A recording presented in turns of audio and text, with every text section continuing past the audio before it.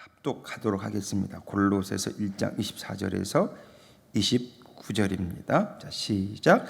나는 이제 너희를 위하여 받는 괴로움을 기뻐하고 그리스도의 남은 고난을 그의 몸된 교회를 위하여 내 육체에 채우노라. 내가 교회 일꾼 된 것은 하나님이 너희를 위하여 내게 주신 직분을 따라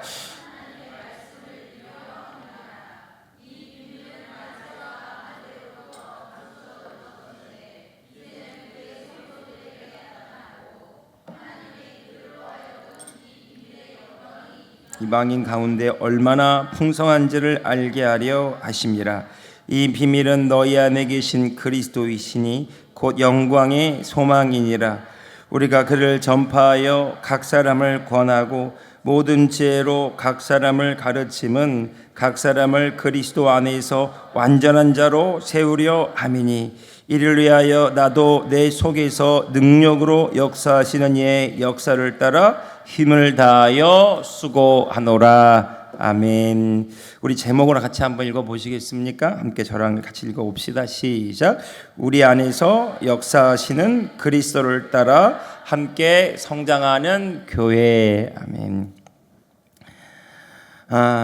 이번 청소년부 제주도 수련회를 잘 다녀왔는데요. 제가 제주도 함께 갈 때마다 가는 곳 하나가 있습니다. 이기풍 목사님을 선교 사역을 기념하는 이기풍 선교 기념관입니다. 우리나라 기독교 역사상 최초로 목사 안수를 받은 7분의 목사님이 계시는데 그분 중에 한 분이 바로 이기풍 목사님이십니다. 이 선교관에 가면 이 이기풍 목사님에 관한 그 일대기 영화를 보여주는데요.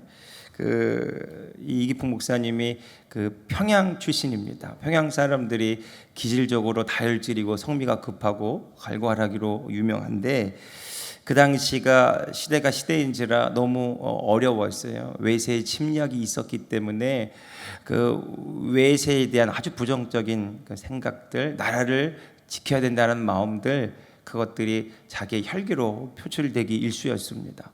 그래서 이분이 혹자의 말에는 깡패 출신이었다 이렇게 말하기도 하고, 또 혹자로는 말단 경찰 관리였다 이렇게 말하기도 합니다. 그 성미가 급하고 갈구했기 때문에 그 외국인 선교사 모페 선교사님이 선교하고 교회를 세우는 것을 참지 못해서 교회를 무너뜨리기도 하고요. 그 선교사님이 가는 길에 길목이 지키고 있다가 돌을 던져서 그 선교사의 턱을 깨뜨린 유명한 일화가 전해집니다. 자기의 열심으로 자기의 의를 내세우면서 이것이 옳은 일이다 이렇게 한 거죠. 그런데 어느 날 이분이 꿈을 꿉니다. 꿈을 꾸는데 너무 신비한 꿈을 꾸죠. 예수님이 그 꿈에서 이기풍 목사님에게 나타나신 겁니다. 그리고 이렇게 말씀하세요. 기풍아, 내가 왜 나를 핍박하느냐. 그냥 서양 귀신인 줄만 알았는데 그 예수님이 실제로 꿈에 나타나셔서 자기를 만나 주시는데 너무 깜짝 놀란 거죠.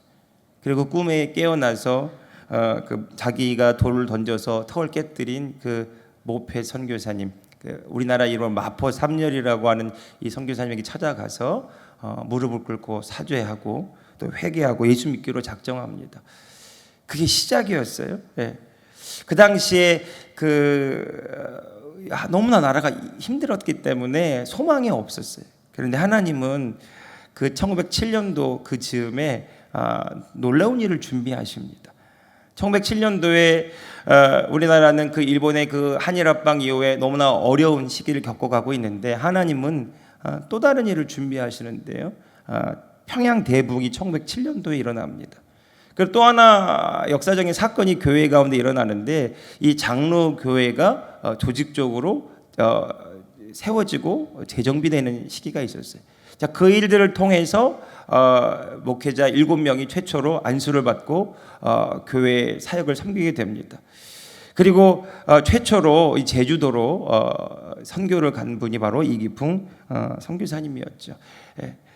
그거 보면서 결코 하나님의 일들은 우연히 어떻게 일어나는 일이 아니라 하나님의 일들은 하나님이 계획하시고 뜻하신 대로 일어나는데, 나라가 힘들고 위기 가운데 있을지라도 하나님은 이 나라를 포기하지 않고 이 나라 가운데 하나님의 일들을 행해 가고 계시는구나. 그 일 중에 한 사람이 바로 이기풍 선교사님이었다라는 것입니다. 교회를 핍박하던 한 사람이 교회를 세우게 되고요, 복음을 전하는 사람으로 변화된 것입니다. 성경에 그와 같은 사람이 또 나오죠. 우리가 잘 아는 사도 바울입니다. 이 사도 바울 역시 율법으로도 흠이 없는 자라고 여길 만큼 누구보다도 그 열심히 뒤지지 않았던 그런 사람이었습니다. 그가 보기에 예수 믿는 자들은 잘못된 것을 믿는 사람들이었기 때문에 예수 믿는 사람들을 잡아다가 옥에 가두고 그들을 처형하는 일, 그것이 자기에게 열심이었고 옳은 일이었습니다. 그것이 자기의 일이었어요. 그것이 하나님을 위한 일이었습니다. 그런데 동일하게 하나님은 사도 바울을 그렇게 만나 주셨죠. 사도행전 9장 4절 5절에 보면 다메섹으로 가서 예수 믿는 사람들을 잡아가려고 하는데 그 길에 예수님을 빛 가운데 만납니다. 그리고 예수님의 음성을 듣죠. 사울아, 사울아, 내가 어찌하여 나를 핍박하느냐. 너무 놀라서 누구십니까? 그렇게 묻는데 예수님이 그렇게 말하죠. 나는 내가 핍박하는 예수라. 사도 바울은요, 직접적으로 예수님을 핍박한 적이 없었습니다. 그런데 예수님은 바울에게 이렇게 말씀하셨죠. 네가 나를 핍박한다, 이렇게 말했다는 겁니다. 우리가 이 성경 말씀을 통해서 알 수 있는 것 한 가지가 있어요. 교회라는 게 뭐냐라는 거죠. 이 교회는 그리스도의 몸의 공동체라는 것입니다. 오늘 본문에서도 그리스도의 몸된 교회라고 사도 바울이 이야기를 하고 있어요. 사도 바울은 그냥 예수 믿는 사람들 핍박하고 돌아다녔는데 그것이 곧 예수님을 핍박한 일이고, 깨닫고 보니까 이 예수님을 믿는 이 공동체, 이 교회가 바로 그리스도의 몸을 이루고 있고 그리스도 일을 하는 그리스도의 공동체, 그리스도의 몸된 공동체라는 것입니다. 여러분, 이것이 교회의 신비죠. 단순히 예수 믿는 사람들이 한번 모여서 예배하고 자기 신앙생활하는 그런 집단이 교회가 아니라 그리스도의 몸을 이루고 있고 그리스도의 일을 하며 그리스도의 뜻을 나타내는 신비한 공동체가 바로 교회라는 것입니다. 여러분, 이 교회는 단순히 그냥 건물이 아니에요. 교회는 예수를 주로 고백하는 그 성도 한 사람 한 사람, 그리고 그들의 연합, 그리고 그들과 그들의 그 비전이 바로 교회라는 것입니다.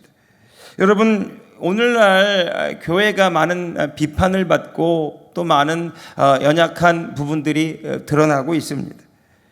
그러나 우리 눈앞에 나타나고 드러나고 우리가 경험하는 교회가 위축되고 부족하고 또 연약함이 있다 할지라도 교회가 뭐냐라고 하는 것을 우리가 다시 한번 생각해 보면 교회는요, 그리스도의 몸이라는 거죠.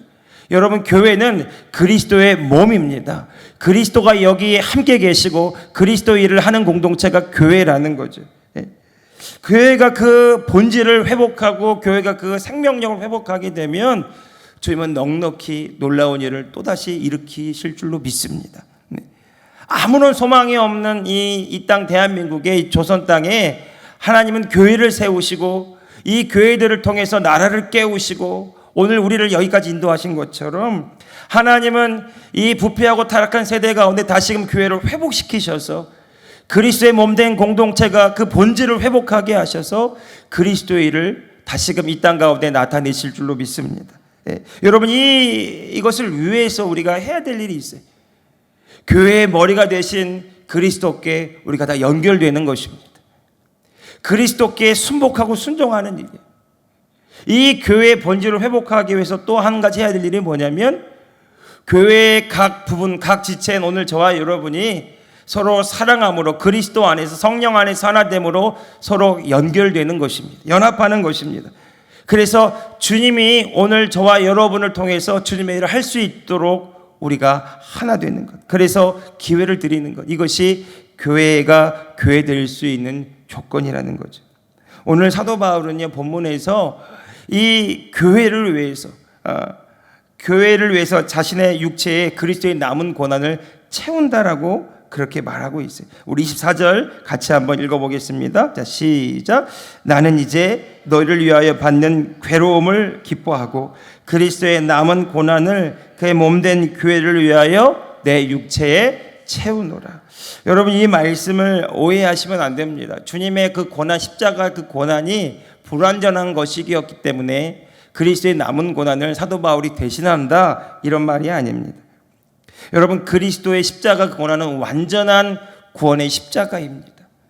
더 이상의 예수님의 고난이 필요하지 않는, 예수님은 완전한 구원을 십자가를 통해서 이루셨습니다. 지금 사도 바울이 얘기하는 그리스도의 남은 고난을 그의 몸된 교회를 위하여 자신의 육체에 채운다라고 하는 이 말은요, 지금 예수 그리스도께서 십자가에서 피 흘려 죽으심으로 값주고 사신 이 교회가 이제 그리스도의 일들을 하는 공동체인데, 그 일을 위해서, 그 교회가 그리스도의 일을 하는 그 일을 위해서 자신의 삶을 드린다라는 표현으로 이 고백을 하고 있는 것입니다.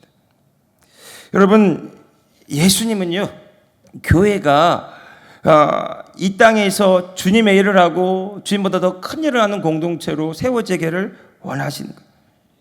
예수님이 전하신 하나님 나라의 복음, 이 땅에 어둠이 물러가고 하나님의 통치하심과 하나님의 구원하시는 일들이 일어나는 이 하나님 나라의 복음이 교회를 통해서 더 확장되고 전파되기를 원하시는 것입니다.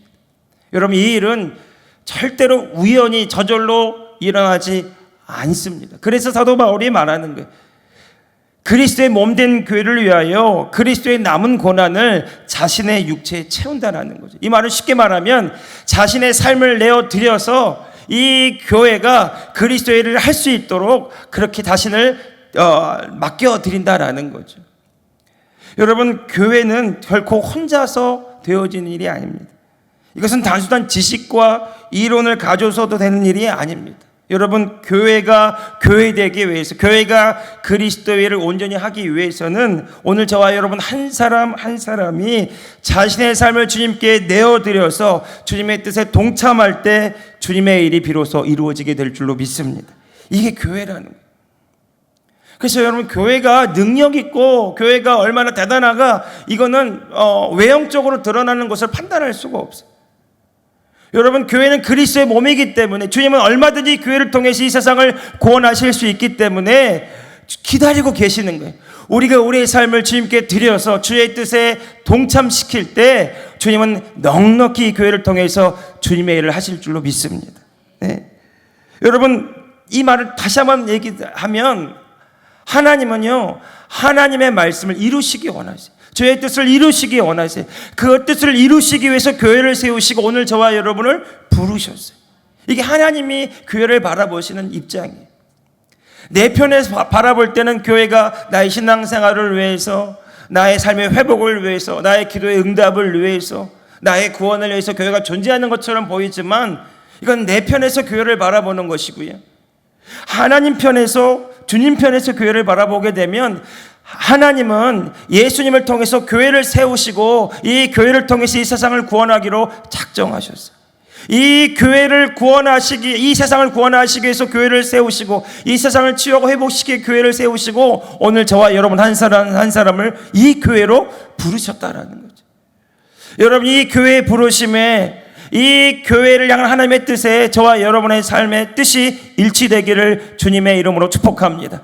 그때 하나님께서 하나님의 비전을 보이시고 하나님의 뜻을 이루어 가신다라는 거죠. 여러분, 교회가 사람마다 다 생각이 다릅니다. 입장이 다르고 경험이 다르고 신앙의 수준이 다르고요, 말씀에 대한 지식이 다 달라요. 그렇기 때문에, 다르기 때문에 사실은 교회가 일치하긴 인간적으로 너무 어려운 공동체가 교회입니다. 초대교회를 보면 끊임없이 분열하고 다투고 갈등을 빚습니다. 그것이 고린도 교회의 모습이에요. 그런데 그럼에도 불구하고 하나님이 교회를 포기하지 않는 건 이 교회가 그리스도의 몸이기 때문이고, 이 교회의 주인 되신 예수님은 오늘 저와 여러분을 그리스도의 몸으로 사용하셔서 주님의 일을 이루어 가시기를 원하시기 때문입니다. 여러분, 오늘 저와 여러분이 하나 될 수 있는 유일한 근거는 주님 때문이에요. 주님 앞에 우리가 연합하고 주님 앞에 우리가 자신을 내려놓고 주님의 뜻에 우리의 삶을 동참시킬 때 우리가 비로소 하나 될 줄로 믿습니다. 여러분, 사도 바울은 자신을 부르신 그 하나님의 뜻을 쫓아가는 삶이었어요. 그것을 사도 바울은 이렇게 25절에 이렇게 표현하죠. 25절입니다. 같이 읽어봅시다. 자, 시작. 내가 교회의 일꾼 된 것은 하나님이 너희를 위하여 내게 주신 직분을 따라 하나님의 말씀을 이루려 함이니라. 아멘. 여러분, 오해하지 마세요. 목사님이 교회에 일꾼 필요하니까 이 말씀 하나보다, 교회 더 이제 하반기 봉사해야 되니까 더 많이 봉사하라고, 일꾼 필요하다고 이 말씀 하나보다. 여러분, 그렇게 오해하지 마십시오.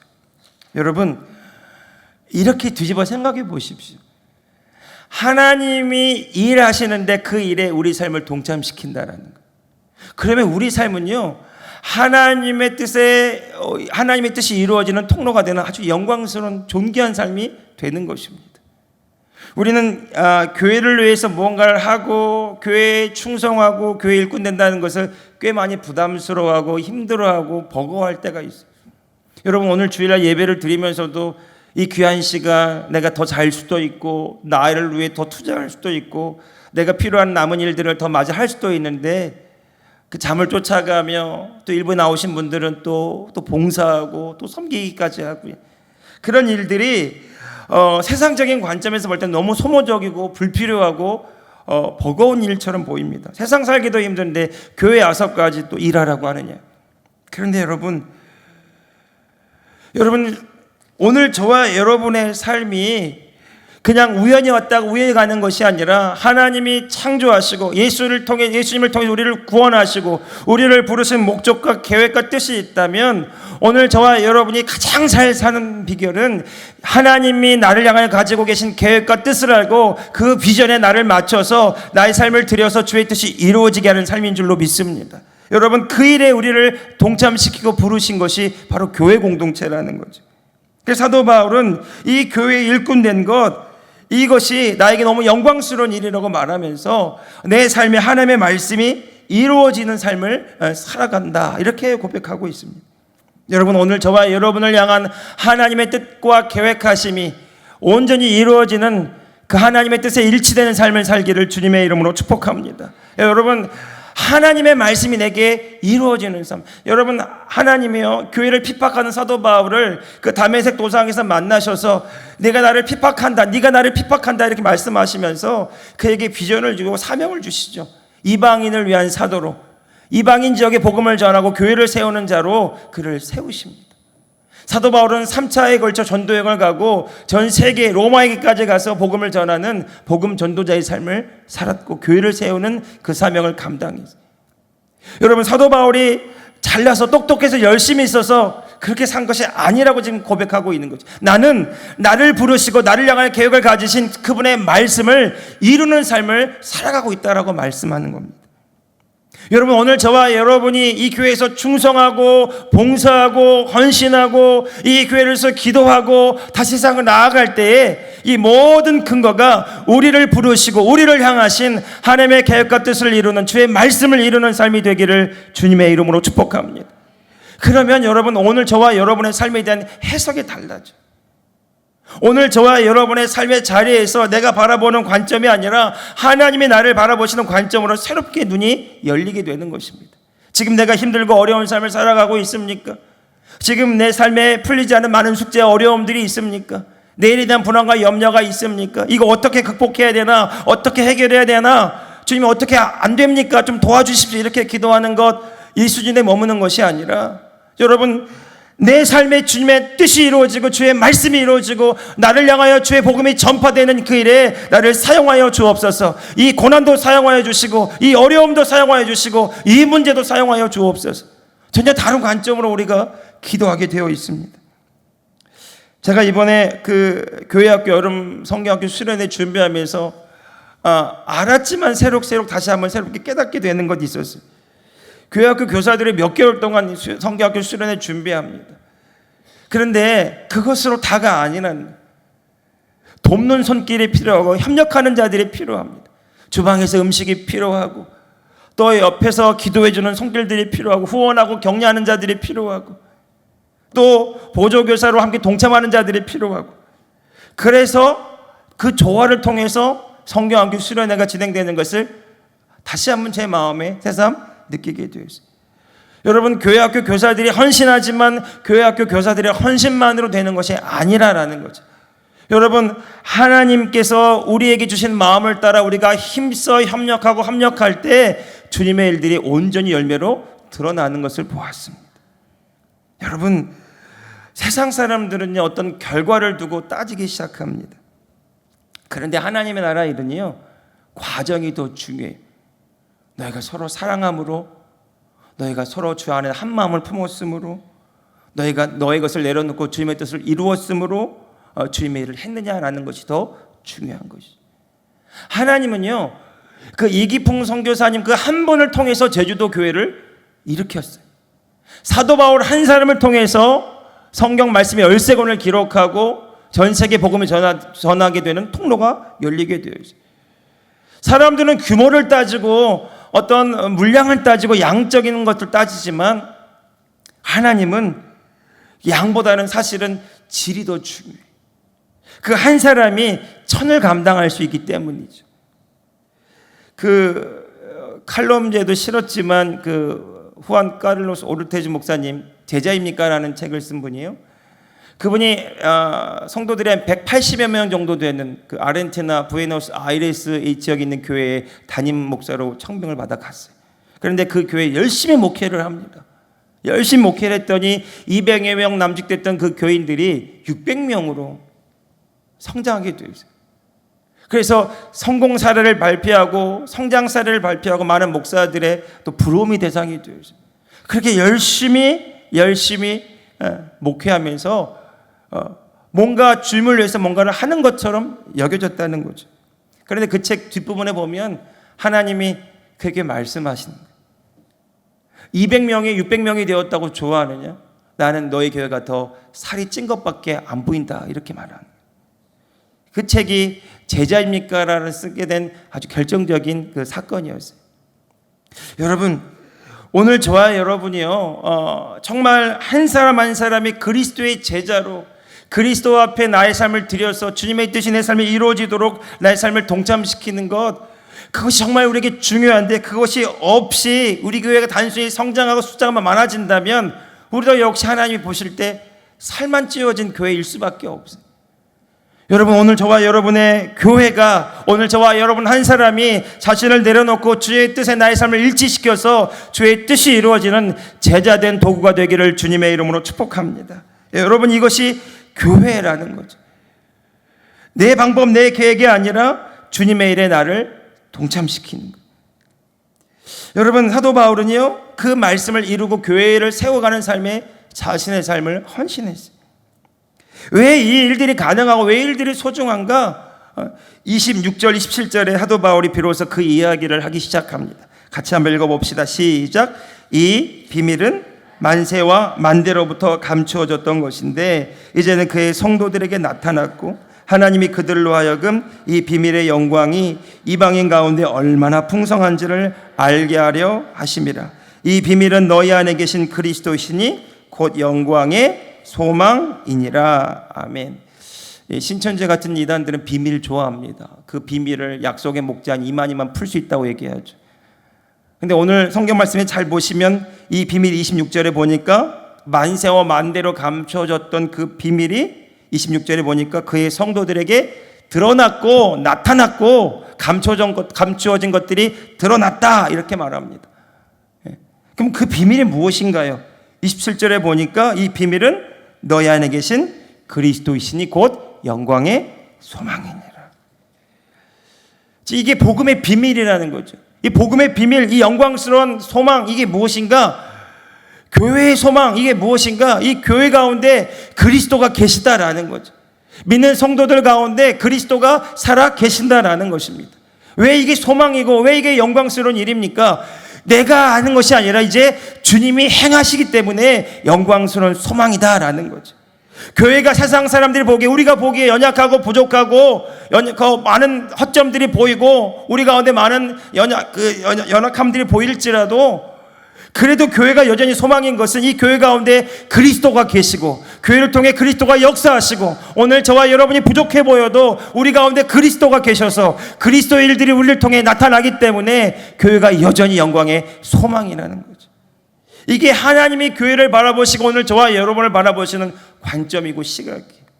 여러분, 이제 우리가 이 교회를 바라보고 오늘 저와 여러분 한 사람 한 사람 바라볼 때 내가 보는 관점, 내가 보는 기준으로 바라보는 것이 아니라 이 하나님이 보시는 기준과 관점으로 교회를 새롭게 바라보고 오늘 저와 여러분을 새롭게 인식할 때부터 주님의 일들이 시작될 줄로 믿습니다.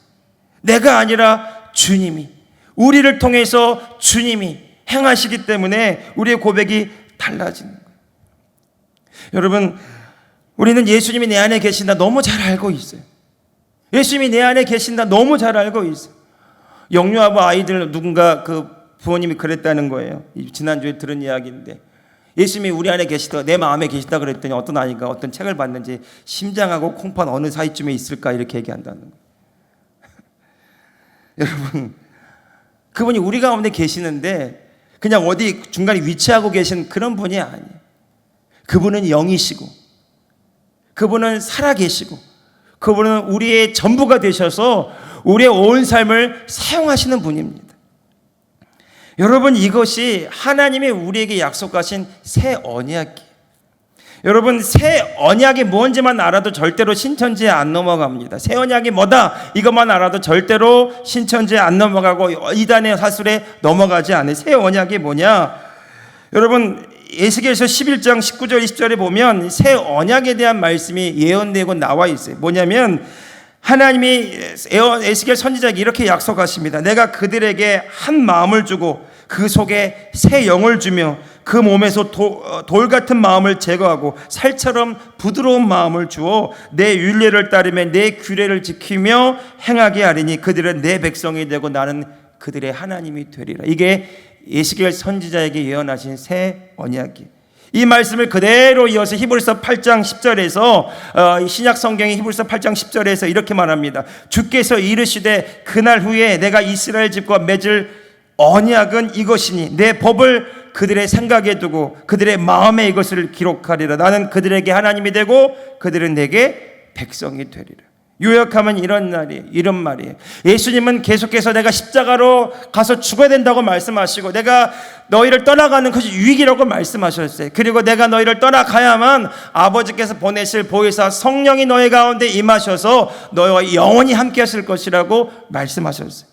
그 성령 그리스도의 영이 우리 가운데 임하셔서 우리와 함께 하시면서 그분께서 우리에게 새 마음을 보여주시고 하나님의 뜻을 보여주시고 주님의 일들이 이루어지게 하시는 것, 그것이 새 언약이라는 것입니다. 여러분, 이것이 우리의 삶을 하나님이 영광스럽게 하시는 말씀이에요. 우리의 삶이 우연히 왔다가 우연히 가는 존재가 아니라 하나님이 우리를 부르셔서 하나님의 그 영광스러운 계획과 뜻에 우리의 삶을 동참시키시고 우리를 통해서 주의 뜻이 이루어지게 하셨다라는 것입니다. 여러분, 이것이 힘들고 어렵고 버거운 일처럼 보이지만은요, 오늘 사도 바울은 이것이 얼마나 풍성한지 알게 하고 싶다라고 이렇게 말하고 있어요. 여러분, 우리가 내 안에 계신 주님을 알면 알수록 그분의 영광과 그 풍성하심과 그분의 능력과 지혜가 오늘 저와 여러분의 삶에 놀라운 열매로 나타나게 될 줄로 믿습니다. 주님은 우리 가운데 그 일들을 하기를 원하세요. 예수님이 요한복음 15장에서 나는 포도나무고 너희는 가지다. 너희가 나를 떠나서는 아무것도 할 수 없지만 그러나 가지가 포도나무에 붙어있는 것처럼 너희가 내 안에 거하면 그러면 나도 너희 안에 거하여서 그래서 너희를 통해 내 열매가 나타나게 할 것이라고 말씀하셨어요. 여러분, 열매를 맺게 하시는 분은 주님이십니다. 그 주님이 우리를 통해서 일하고 계십니다. 여러분, 그런데 그 주님이 일하실 수 없도록 막는 게 있어요. 나입니다. 내가 하겠다라는 거죠. 내 방법, 내 계획, 내 판단, 그것으로 하나님과 맞서고 있는 것입니다. 여러분, 옛 언약은 이런 거예요. 하나님이 율법을 주시고 지켜 행하라. 행하면 복을 받는다. 행하지 않으면 저주를 받는다. 이게 율법이고 옛 언약이에요. 여러분, 그런데 새 언약은 뭐냐면 어떤 계명을 먼저 주시는 것이 아니라 하나님이 우리 가운데 임하셨어요. 그리고 그분이 우리에게 새 마음을 부어주시고 하나님의 마음과 뜻을 알려주셔서 우리가 그 일을 믿음으로 행하게 하시는 것입니다. 여러분, 이게 얼마나 놀라운 일이냐면 초대교회 오순절 마가의 다락방에서 성령님이 임하시자 교회가 시작되기 시작됐어요. 교회가 시작되었어요. 그 교회는 어떤 교회였어요? 서로 사랑하고 자기 것을 나누는 공동체였어요. 핍박이 있었어요. 고난을 당했어요. 목숨을 빼앗기기까지 했어요. 그런데 교회가 무너지지 않고 고난 속에 교회가 더 성장하게 되었어요. 그렇게 그들이 무너지지 않고 교회가 더 성장하게 되고 이 세상을 이길 수 있는 힘을 얻을 수 있는 건 단 한 가지였어요. 주님이 그들과 함께 하셨기 때문에. 그것이 바로 믿음이었어요. 주님이 우리와 함께 하신다. 주님이 우리를 통해서 일하신다. 그 주님이 고난 가운데 핍박 속에서 힘들고 어려운 가운데서도 그들과 함께 하시고 그들을 인도하시고 세상이 알 수 없는 지혜와 세상이 가질 수 없는 능력으로 이 교회가 성장하게 하셨다라는 거죠. 여러분, 오늘 저와 여러분이요, 그냥 단순히 주일에 한번 교회에 나와서 예배를 드리는 정도로 신앙생활하는 것을 멈춰야 됩니다. 그 주님이 오늘 저와 여러분을 부르셔서 오늘 저와 여러분을 통해서 주님의 일들을 나타내기를 원하세요. 그래서 사도 바울이 말한 거 아니에요? 우리가 그리스도의 편지고 그리스도의 향기라는 거죠. 왜 향기고 편지입니까? 누구를 향해서 향기이고 누구를 향해서 편지입니까? 이 세상을 향하여 그리스도를 아는 냄새를 우리에게 나타내게 하시는 거죠. 그리스도를 알 수 있는 그 편지가 되도록 우리의 삶을 새롭게 디자인하셨다라는 것입니다. 그렇게 살았던 사도 바울도요, 정말 힘들고 어려웠을 때가 있었어요. 고린도전서 2장에 보니까 너무 힘들었던 것 같아요. 그 2장 1절에 보면 형제들아 내가 너에게 나아가 하나님의 증거를 전할 때에 내 말과 지혜 아름다운 것을 하지 아니하겠다라고 선언하는 적이 있습니다. 3절에 보니까 이렇게 말해요. 내가 너희 가운데 거할 때 약하며 두려워하며 심히 떨었노라. 그 능력의 사도 바울도 그 고린도 지역에서 정말 자신이 원했던 그 일들이 이루어지지 않고 자신이 계획했던 일들이 이루어지지 않을 때 정말 자책감에 빠지고 열등감에 시달리면서 약하며 두려워하며 심히 떨었다라고 그렇게 고백하고 있습니다. 그러면서 한 가지 깨닫게 되는 것이 있어요. 내 말과 내 전도함이 지혜에 권하는 말로, 인간적인 지혜의 말로 하지 아니하고 다만 성령의 나타남과 능력으로 하여 너희 믿음이 사람의 지혜에 있지 않고 다만 하나님의 능력에 있게 하였노라. 제가 이 말씀 보면서요, 새롭게 깨달아지는 것이 있었어요. 여러분, 성령의 나타나심과 능력으로만 복음이 증거되고 주님의 일들이 이루어지는데 어떻게 성령의 나타남과 능력이 우리 삶의 열매로 나타나는가? 이것은요, 내가 얼마나 부족하고 연약한지를 깨달을 때 나타난다라는 거죠. 사도 바울이 언제 그걸 경험해요? 고린도 지역에서 약하고 두려워하며 심히 떨 때, 이제 내 방법, 내 계획, 내 뜻대로 안 된다, 이거 깨닫게 될 때, 그럼 어떻게 할까요? 주님만이 하십니다. 이 고백에 나오게 되는 겁니다. 여러분, 성령이 나타나신다고 그래서 그분의 능력이 드러나는 겁니다. 나를 통해서. 여러분, 오늘 저와 여러분 꼭 잊지 말 것은 내 안에 계신 그리스도가 능력이시고 지혜이시고 전부이심을 고백하며 믿으시기를 주님의 이름으로 축복합니다. 여러분, 능력이 없기 때문에, 준비가 안 됐기 때문에 나는 못합니다, 이게 아니라요, 능력의 주님이, 세상 그 무엇보다 크신 주님이 이미 내 안에 계세요. 믿으십니까? 없기 때문에, 부족하기 때문에 못한다가 아니라 그분이 내 안에 계시다라는 것은 이미 능력이 내 안에 있다라는 거예요. 지혜가 내 안에 있다라는 거예요. 모든 것이 내 안에 이미 주어졌다라는 것입니다. 그것이 나타나도록 하는 비결이 뭐냐? 나의 나됨을 내려놓고 부인하는 거예요. 그래서 사도 바울이 자기의 자랑이 나는 날마다 죽노라 해요. 나는 날마다 죽노라. 왜? 그리스도의 능력이 나를 통해 나타나는 통로가 바로 그것이기 때문에.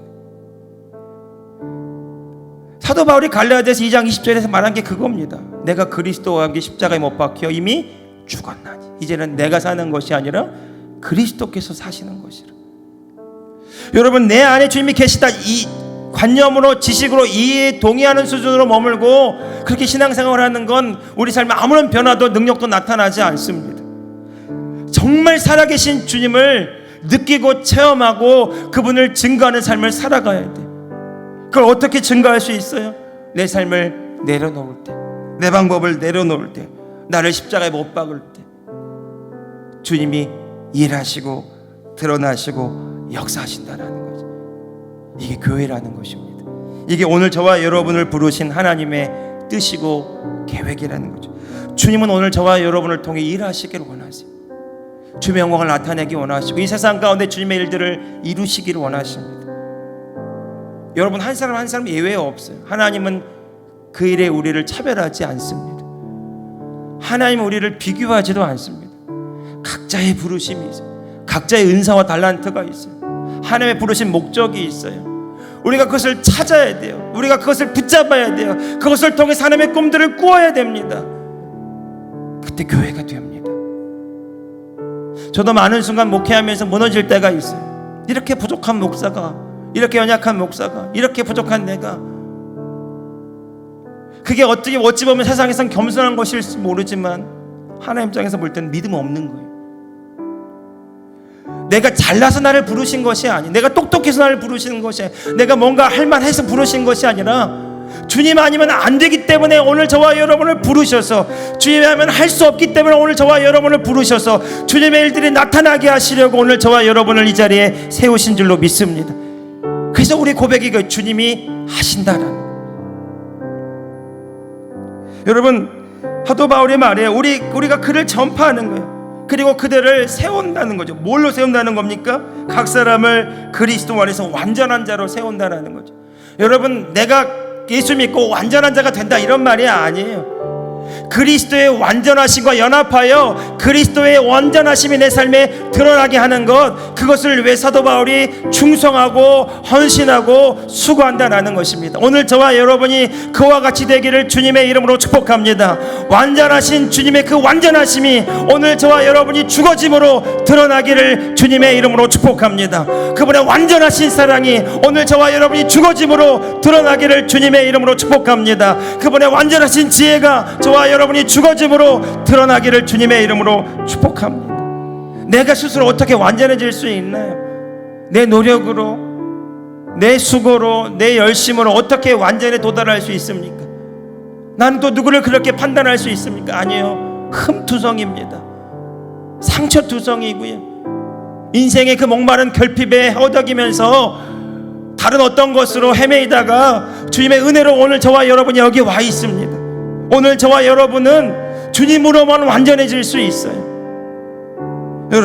여러분, 사도 바울은 그 일을 위해서 자신 하나님을 드렸어요. 그리고 수고했어요. 여러분, 마지막입니다. 사도 바울이 어떠한 모습으로 수고했나 29절 같이 한번 읽어볼까요? 마지막입니다. 자, 시작. 이를 위하여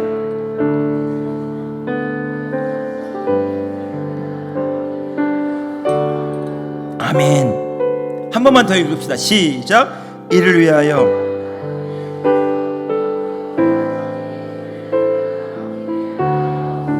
네.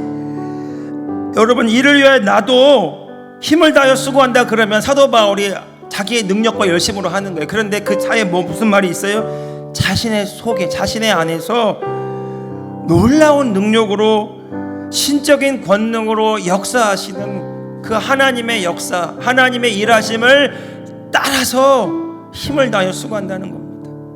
예수님도 그렇게 사셨어요. 내 안에 계신 아버지께서 일하시니 나도 일한다. 여러분, 오늘 저와 여러분의 수고 헌신이 주님이 일하심과 같이 되기를 축복하고요, 주의 마음으로 연합하기를 축복하고요, 주의 방법으로 연합하기를 주님의 이름으로 축복합니다. 그때에만 주님을 온전히 우리가 경험할 수 있어요.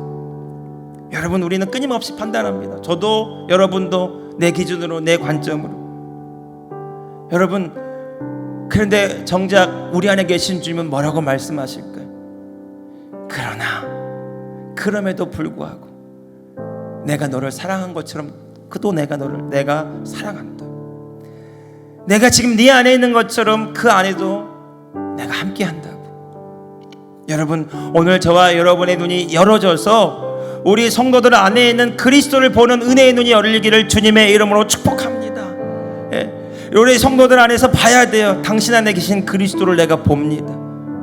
지금은 부족하고 연약할지라도, 지금은 미성숙할지라도, 지금은 흠투성이 실수투성일지라도 그 안에서 역사하시는 그리스도를 볼 때 우리는 주님과 연합한 자가 되어서 주의 몸된 교회를 위하여 주의 뜻을 이루는 자가 될 줄로 믿습니다. 여러분, 그것만이 교회의 소망이고 교회의 이 존재 목적이고 이유예요. 오늘 저와 여러분 안에 계신 그리스도, 옆 사람 안에 있는 그리스도를 보는 은혜의 눈이 열리기를 주님의 이름으로 축복합니다. 그래서 주님이 우리 가운데 역사하실 때, 그 안에 역사하실 때 우리가 서로 연합함으로 주의 몸된 교회가 주님의 이름으로 성장하는 아름다운 비전을 꿈꾸고요. 그래서 정말 이 모든 것들 가운데 행하시는 주님을 찬양하는 일들이 일어나기를 주님의 이름으로 축복합니다. 사도 바울은 마지막에 그렇게 말했어요. 내가 모든 사도보다 더 많이 수고했지만 그러나 내가 한 것이 아니라 하나님의 은혜로 된 것이라. 나의 나 된 것은 하나님의, 오직 하나님의 은혜로라. 오늘 저와 여러분의 고백이 그와 같기를 축복합니다. 내가 한 것이 아니라 그분의 은혜입니다. 그분이 행하신 것입니다. 내 모든 삶이 하나님의 은혜입니다. 이 교회가 그 하나님의 은혜 안에서 그리스도를 따라 함께 성장하는 아름다운 공동체로 저와 여러분이 만나기를 주님의 이름으로 축복합니다.